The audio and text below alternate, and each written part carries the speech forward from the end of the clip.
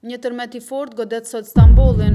Një tërmet i fuqishëm me magnitudë 6.2 goditi sot qytetin e Stambollit. Sipas raportimeve të para, nuk janë shënuar dëme të konsiderueshme materiale, por lëkundjet e forta kanë shkaktuar panik dhe kanë detyruar qytetarët të evakuohen nga ndërtesat. Tërmeti u ndje në të gjitha provincat e qytetit që shtrihet mes brigjeve evropiane dhe aziatike të ngushticës së Bosforit.